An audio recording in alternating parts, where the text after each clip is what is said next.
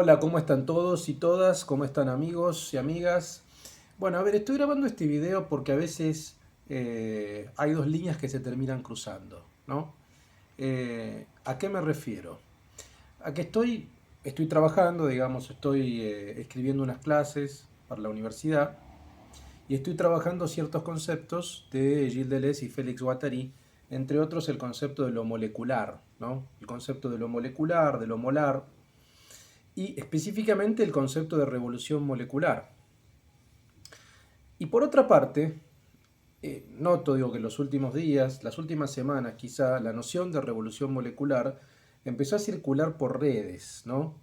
Sobre todo para explicar, o como suerte de marco teórico, para explicar algunos acontecimientos como el caso colombiano, como los acontecimientos en Colombia, o tal vez los acontecimientos chilenos de hace un tiempo atrás ya.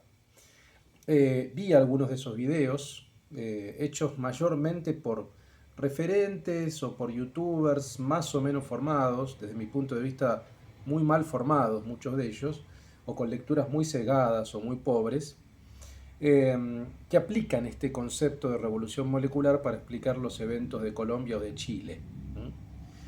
Y bueno, básicamente como precisamente estoy trabajando en clases y tengo acá los textos y tengo un PowerPoint, quiero comunicar qué es la noción de lo molecular. Porque me parece que puede echar un poco de luz, entender un poco específicamente a qué se refieren Deleuze y Guattari con la noción de lo molecular primero, qué es lo molecular, y después subsiguientemente qué es la revolución molecular. Lo que pasa es que no entenderemos la noción de revolución molecular si primero no vamos a la noción de lo molecular. Y para eso hay que irse a textos de principios de la década del 70. Entonces, primero quiero más o menos explicarles a partir de los textos con un par de citas qué quiere decir esto, qué quieren decir estas nociones. Y después veremos si es propio o impropio, si es procedente o si es muy forzado aplicar estas nociones para explicar los acontecimientos recientes de Colombia y Chile. Yo creo que no, esa es mi posición, yo creo que no. Yo creo que no se pueden explicar esos acontecimientos a partir de noción de lo molecular y de la revolución molecular. Me parece que quien lo hace no entiende exactamente la noción de lo molecular. El primer texto es el Antiedipo, un texto de 1972, escrito al calor de mayo del 68. Hay un momento en la página 74 de la traducción castellana donde Deleuze y Guattari están hablando de Proust, están hablando de Marcel Proust, un análisis de Sodoma y Gomorra de la Recherche, en busca del tiempo perdido. Y ahí ya va a aparecer esta palabra, aparecen estos términos molar y molecular en este contexto, en el contexto de análisis de la sexualidad en Proust y particularmente una teoría de la homosexualidad que va a tener Deleuze, que ya estaba además en su libro sobre Proust, anticipada, su libro de Proust de 1964, para que tengan un poco una idea de las fechas, digo, ¿no? O sea, son textos que tienen muchas décadas y que la situación, el contexto histórico-político en el cual Deleuze y Guattari utilizaban estas nociones no tiene nada que ver con el contexto actual, es absolutamente distinto. Entonces ya podemos rastrearlo esto en la década del 60, pero específicamente en Antiedipo, vean lo que dicen los autores. Dice, todo empieza con nebulosas, conjuntos estadísticos de vagos contornos, formaciones molares o colectivas que implican singularidades repartidas al azar. Un salón, un grupo de muchachas, un paisaje. Acá está hablando sobre todo de ciertas descripciones de Charlus, que es un personaje de Proust. Luego en estas nebulosas o estos colectivos se dibujan unos lados y organizan series, se figuran personas en esas series bajo extrañas leyes de carencia, ausencia, simetría, exclusión, no comunicación, vicio y culpabilidad. Luego todo se mezcla de nuevo, se deshace, pero esta vez en una multiplicidad pura y molecular, en la que los objetos parciales, las cajas, los vasos, tienen todos igualmente sus determinaciones positivas y entran en comunicación aberrante según una transversal que recorre toda la obra, inmenso flujo que cada objeto parcial produce, recorta, reproduce y corta a la vez. Vale decir, ¿cuál es el sentido en el cual están planteando lo molar o este término molar y molecular de Deleuze y Guattari, por lo menos en este contexto y análisis de la sexualidad en Proust, ¿no? que habría algo así como formaciones molares que tendrían a singularizar, es decir, a fijar contornos, a cristalizar determinadas identidades, por ejemplo, un salón, ¿m? Algo límpido, concreto, o un grupo de muchachas o un paisaje, opuesto a multiplicidades puras y moleculares, que no son cristalinas, sino que más bien son parciales. ¿M? No son identidades fijas, sino más bien son multiplicidades parciales, ¿m? Que lo que van a hacer es poner en crisis específicamente los límites de lo molar. Ahora igual voy a explicarlo de manera más clara. Luego en la página 76 hay una frase que a mí me parece que siempre me gustó mucho, de Deleuze y Guattari, donde dicen: estadística o molarmente somos heterosexuales, pero personalmente homosexuales sin saberlo o sabiéndolo, y por último somos transexuados elemental o molecularmente. Por ello Proust, vuelven a Proust, el primero en desmentir toda interpretación edipizante de sus propias interpretaciones, opone dos tipos de homosexualidad, o más bien dos regiones en las que solo una es edípica, exclusiva y depresiva, pero la otra esquizoide, anedípica, inclusa o inclusiva. Bueno, este tema de la teoría de la homosexualidad yo no lo voy a tocar porque excede el video, pero simplemente quería recalcar la palabra. Estadística o molarmente somos heterosexuales, pero personalmente homosexuales. Vale decir, lo molar se aplica respecto de la cristalización de identidades. O sea, cuando hablamos de algo molar, ¿m? O cuando hablamos de una línea de segmentaría dura o molar, como ahora voy a explicar, ese tipo de línea deseante fija una identidad, ¿m? En relación a otra y expulsa a otra. Por tanto, en general las identidades molares o las construcciones molares son binarias, dicotómicas y excluyentes. ¿M? Por el contrario, como dicen también Deleuze y Guattari, por último somos transexuados elemental o molecularmente. Vale decir que por debajo, por utilizar una metáfora, de la identidad molar visible hay una transexualidad molecular. Es decir, los límites se mueven. Los límites ya no son binarios. El deseo no se puede pensar en términos estrictamente binarios. O sea, el tema de lo molar y molecular está pensado sobre todo en relación con otros dos conceptos de Deleuze y Guattari, que son la noción de devenir, del deseo. ¿Qué es el devenir? Es el contenido propio del deseo, un deseo productivo, inserto en la historia, constructivo. Es muy complejo explicar esto ahora, pero básicamente es la teoría que tienen Deleuze y Guattari, opuesta a la teoría de la carencia psicoanalítica. Y también de otra noción que es de agenciamiento. ¿M? Un agenciamiento es algo así como una conexión de elementos heterogéneos. ¿M? Es una suerte de estado de conexión, ¿no? De conjunción permanente, de Y, de I. Por tanto, acá aparece una de las primeras definiciones de lo molar y molecular en 1972, el Antiedipo. ¿M? En 1977 aparece la revolución molecular de Félix Guattari y en 1980 Mil mesetas de Deleuze y Guattari, donde dedican largos párrafos, sobre todo de un texto, de una meseta de Mil mesetas, que se llama Micropolítica y Segmentaridad, a explicar esta dinámica de lo molar y lo molecular. Que por otra parte no son excluyentes, es decir, lo molar no puede prescindir de lo molecular y lo molecular no puede prescindir de lo molar. Es decir, no hay una realidad molar pura y no hay una realidad molecular pura. Es decir, las dos están imbricadas, es la forma de comprender la realidad. Antes de leer otro texto, que es Mil mesetas, y después leer un pasaje de la revolución molecular, justo estaba trabajando en un PowerPoint y les leo para que clarifique. Para Deleuze y Guattari, el hombre es un animal segmentario, lo que ellos llaman segmentarios. La segmentaridad es una característica de los estratos que nos componen. Habitar, circular, trabajar, jugar, todo está segmentado espacial y socialmente. Por ejemplo, la casa, nuestra casa, está segmentarizada en habitaciones. La fábrica en tipos de trabajos u ocupaciones. ¿Se entiende? O sea, estamos segmentarizados en líneas deseantes. Como el deseo para Deleuze y Guattari no es algo privado, no es algo íntimo, no es algo de la esfera íntima, sino más bien está inserto en la constitución social, política, económica, la realidad es deseante. Por tanto, la realidad, y nosotros como singularidades o como individuos que somos efectos un poco de esa realidad, también estamos constituidos por estas líneas deseantes, ¿no? Esta segmentarización se da a través de líneas. Esas líneas son tres, volviendo a lo que decía recién, molares, moleculares y de fuga.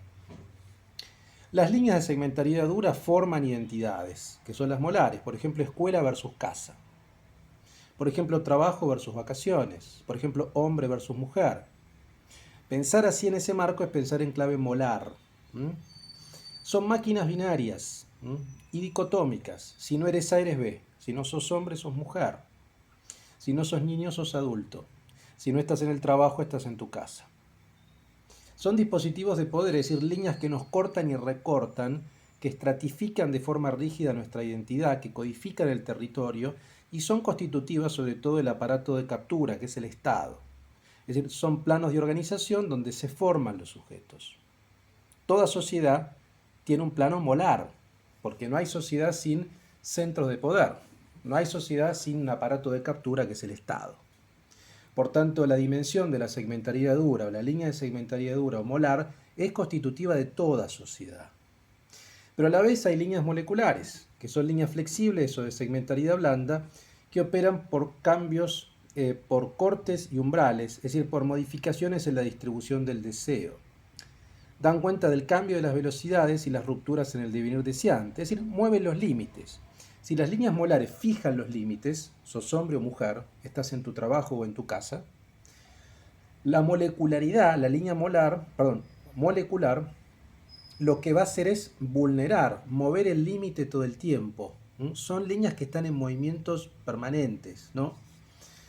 Por ende, si la línea molecular o de segmentariedad dura es binaria y dicotómica, la línea molecular no va a ser binaria, va a resistir ese elemento binario. Y dice, Deleuze y Guattari hacen pasar los flujos desterritorializados entre segmentos, ponen en juego intensidades de las identidades molares. Vale decir, la molecularidad, la línea de segmentariedad blanda o flexible, impacta en la línea de segmentariedad dura o molar. Le mueve los límites, pero no la destruye, ¿no? La horada, en cierto sentido, impacta sobre ella. Entonces, así como si decíamos, cuando hablamos sobre la cuestión de la molaridad y de lo binario, o sos hombre o sos mujer, la molecularidad precisamente va a poner en crisis las identidades binarias. Por eso, como veíamos antes, lo transexuado es una forma molecular, porque pone en crisis lo binario. Pero también eso se puede ver en otros elementos, en instituciones, digamos, ¿no?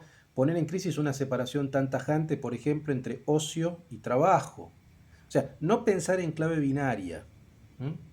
Y por último tenemos líneas de fuga, que son líneas creadoras de la desterritorialización absoluta, no relativas como las moleculares, y no cesan de escapar de los dualismos rígidos, ¿no? Inventan conexiones imprevistas y son el devenir permanente. Esto es un poco el norte de la filosofía de Deleuze y Guattari. La línea de fuga perpetua, pero esa línea de fuga siempre va a ser recuperada en clave axiomática por el aparato de captura y por el capitalismo, ¿no?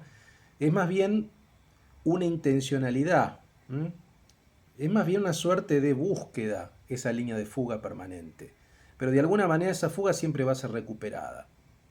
Lo que quiero decir, y el eje de esto, porque yo no quiero hablar tanto de la línea de fuga, es de lo molar y lo molecular. ¿Se entiende? Esta es la idea, digamos, ¿no? Lo molar fija identidades binarias y lo molecular mueve las identidades binarias, pero eso no quiere decir que no termine cristalizando. Termina cristalizando y termina molarizándose. En otras palabras, no podemos pensar lo molecular por fuera de lo molar. O sea, oponer molecular a molar no tiene sentido, porque las dos cosas van juntas. Sociedades, en todo caso, más progresistas serán sociedades que se mueven más, en las cuales la molecularidad impacta y transforma la molaridad. Esa es una visión progresista. Acá ya estamos anticipando algunos elementos políticos. Pero esa visión progresista no implica ni violencia ni destrucción alguna. Les leo la página 218 de Micropolítica y Segmentariedad, de 1000 mesetas. Toda sociedad, pero también todo individuo, están pues atravesados por dos segmentariedades a la vez, una molar y otra molecular. Si se distinguen es porque no tienen los mismos términos, ni las mismas relaciones, ni la misma naturaleza, ni el mismo tipo de multiplicidad. Y si son inseparables, es porque coexisten. Pasan la una a la otra, según figuras diferentes como entre los primitivos o entre nosotros. En resumen, todo es política, pero toda política es a la vez macropolítica y micropolítica. Aparecen dos nociones más. Supongamos unos conjuntos del tipo percepción o sentimiento. Su organización molar, su segmentaridad dura, no impide todo un mundo de microperceptos inconscientes. De afectos inconscientes, segmentaciones finas que no captan o no experimentan las mismas cosas. Una micropolítica de la percepción, del afecto, de la conversación.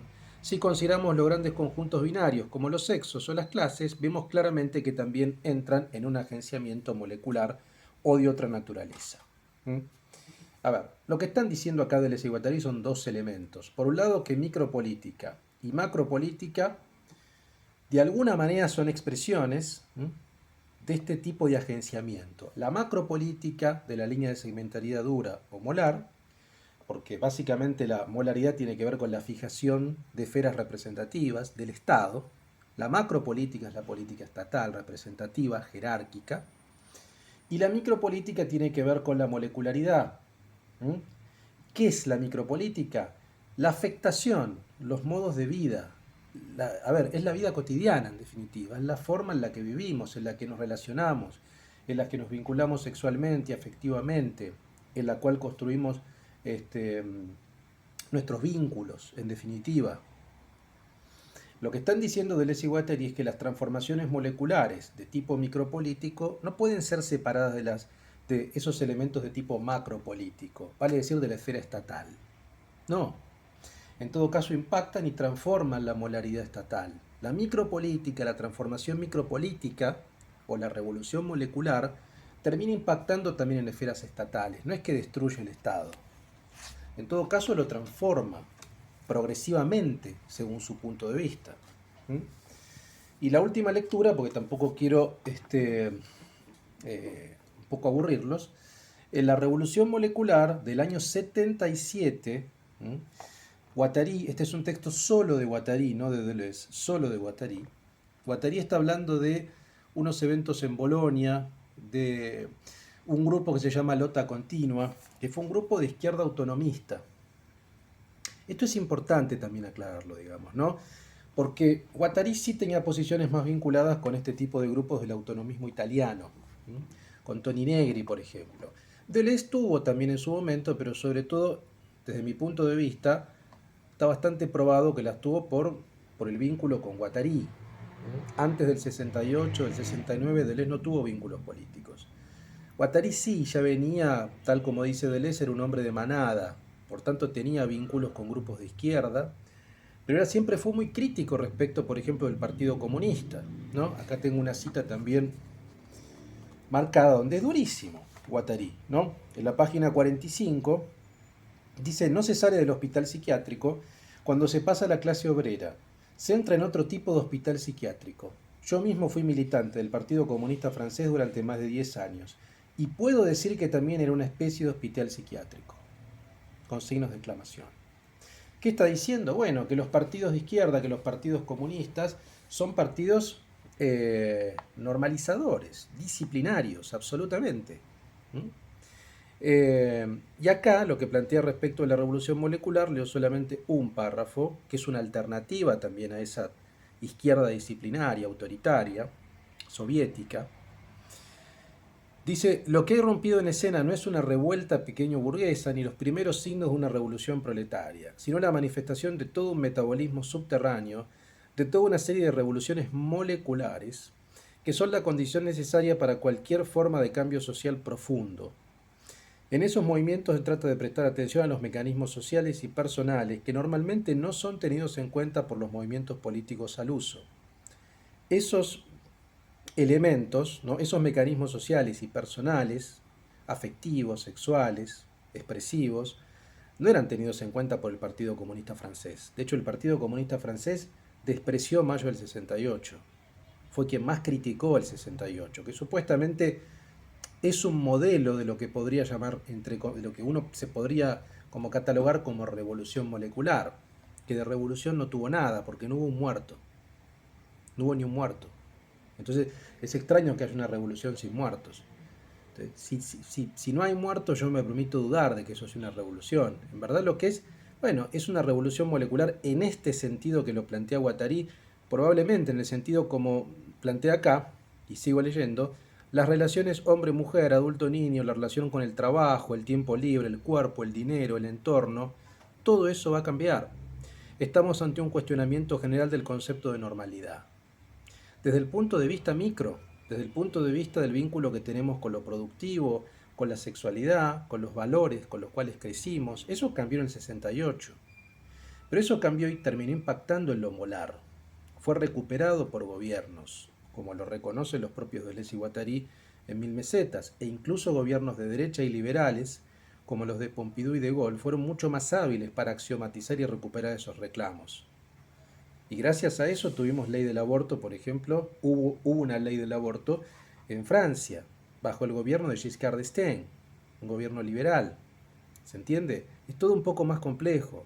Entonces, plantear que las revoluciones moleculares son algo así como grandes masas caóticas que quieren destruir absolutamente todo, que no tienen ninguna vocación constructiva, que son violentas, es absolutamente delirante, ¿no? Y que además supuestamente son masas que reclaman mayor presencia del Estado, cuando en verdad este tipo de teorías vienen de posiciones más bien de una izquierda libertaria, de una izquierda autonomista, que es antiestatista en líneas generales. De hecho, en mayo del 68 no se reclamaba presencia del Estado, al revés, lo que se reclamaba era que el Estado salga de las vidas de las personas, que no haya regulación respecto de las cuestiones sexuales, que haya otro tipo de familias, otro tipo de vínculos, ¿no? Se cuestionaba la monogamia, ¿no? Era absolutamente lo contrario, ¿no? Si uno ve los reclamos de Colombia, de Chile, lo que se demanda es presencia del Estado. Bueno, en principio eso no tiene nada que ver con el 68, ¿no? Y por otra parte, insisto, eh, lo que se cuestiona en la noción de revolución molecular, que más bien sería algo así como un devenir revolucionario, esa es otra expresión que usa Deleuze, devenir revolucionario, es más bien una transformación de la subjetividad, ¿se entiende? O sea, es un cambio en los modos de vida, en la micropolítica, y cómo eso termina impactando después sí en la esfera molar, en la esfera estatal, y eso quiere decir desde el punto de vista concreto en leyes, por ejemplo, en leyes que implican cierto reconocimiento del punto de vista estatal, no sé, leyes que tienen que ver con la ampliación de derechos, con la ampliación de libertades civiles. ¿Mm? Eh, por tanto, hay una relación entre lo molecular y lo molar. Por lo tanto, y con esto voy cerrando, plantear que eventos supuestamente, yo no estoy muy al tanto igual de, digamos, de lo que sucedió en Colombia o Chile de manera detallada, leí muy por arriba, pero plantear que eso es una revolución molecular es no entender un poco estas nociones que estamos hablando, digamos, ¿no? Una revolución molecular es más bien algo así como una transfiguración, una afectación de la subjetividad, ¿m? Que trata de romper, por ejemplo, con identidades molares, binarias, cristalizadas, que trata de generar nuevas formas de vida, y eso después termina impactando a la larga en la esfera representativa. Pero no hace falta que haya un tamiz de violencia. No quiere decir que no puede haberla. Sí, a veces puede haberla, por supuesto, pero no es necesaria esa relación. No necesariamente va en ese sentido. De hecho, insisto, los propios Deleuze y Guattari marcan eso, ¿no? Yo lo debo tener por aquí también marcado. Que el 68 fue mejor entendido, digamos, como modelo de revolución molecular, no por la izquierda se resistía profundamente, veía el movimiento del 68 como un movimiento de jóvenes burgueses bohemios, hedonistas y absolutamente frívolos, ¿no? La izquierda era durísima. Y quien mejor captó eso, desde el punto de vista de Deleuze y Guattari, fueron gobiernos liberales, que fueron quienes ampliaron determinadas libertades. Eso en el caso de Giscard d'Estaing se ve muy bien. Aquí está, y con esto cierro. En la página 221. En mayo del 68 ocurrió lo mismo. Todos los que lo juzgaban en términos de macropolítica no comprendieron nada del acontecimiento, puesto que algo inasignable huía. Los hombres políticos, los partidos, los sindicatos y muchos hombres de izquierda cogieron una gran rabieta. Repetían sin cesar que no se daban las condiciones. Daba la impresión de que se les había privado provisionalmente de toda la máquina dual, molar, que los convertía en los únicos interlocutores válidos. Extrañamente, De Gaulle y Pompidou comprendieron mucho mejor que los otros. Un flujo molecular se escapaba primero minúsculo, luego cada vez más inasignable. No obstante, lo contrario también es cierto. Las fugas y los movimientos moleculares no serían nada si no volvieran a pasar por las grandes organizaciones molares, si no modificasen sus segmentos, sus distribuciones binarias de clases, sexos y partidos. ¿Entienden? O sea, si no impacta sobre la esfera estatal, no tiene sentido, porque las dos cosas van de la mano. Pero ven lo que dicen Deleuze y Guattari, o sea que incluso figuras que tienen más que ver con el liberalismo o con el conservadurismo, como De Gaulle, comprendieron mejor este tipo de movimientos que la izquierda tradicional. ¿Mm? Y por otra parte, y con esto sí voy cerrando, desde el punto de vista de una posición de izquierda, de alguna manera esta izquierda es una izquierda autonomista, es una izquierda que no es populista, ¿no? Que no tiene nada que ver con la izquierda populista, que supuestamente es la deriva de los últimos tiempos. No tiene nada que ver con la figura, son izquierdas anárquicas, ¿no? Donde no hay un líder que cataliza las demandas insatisfechas. No tiene nada que ver con la lógica de la CLO, es lo opuesto incluso. Entonces, no hay ninguna relación allí entre la izquierda autonomista y la izquierda populista. Entonces, quienes plantean, en primer lugar, digamos, esta categoría, este concepto de revolución molecular para explicar los eventos de Colombia y Chile, me parece que no entienden, primero, que no se puede separar lo molecular de lo molar. En segundo lugar, me parece que no entienden que la izquierda autonomista no tiene nada que ver con la izquierda populista, por lo tanto hablar de Castro, chavismo, es un disparate. Y por otra parte tampoco entienden que la revolución molecular no implica violencia necesariamente. Más bien implica una transformación de los modos de vida que terminan impactando después en el Estado. Y eso se puede hacer sin necesaria violencia. Se puede hacer con protestas, sí. Porque los derechos se suelen conquistar de esa manera también, digamos, ¿no? Entonces, pero no necesariamente, hay una axiomatización posterior en clave de una ley, por ejemplo, ¿no? Y que eso implica ampliar ciertos derechos civiles, ¿no? Entonces, no es tan simple, ¿no? No es tan simple, ¿no? Deleuze y Guattari son autores complejos, paradójicos, ¿no? Y que a veces resisten categorías simplistas de derechas o izquierdas. Y aplicar de manera directa una categoría de esa filosofía a un evento concreto de 2021 es muy forzado. Cuando además fueron categorías que se forjaron en la década del 60 y la década del 70 bajo otra realidad, bajo otro mundo, digo, otros reclamos, ¿no? Bueno, espero haber aportado un poco de claridad a cierta confusión que veía en la aplicación del concepto de lo molecular. Si lo logramos, buenísimo. Les mando un abrazo.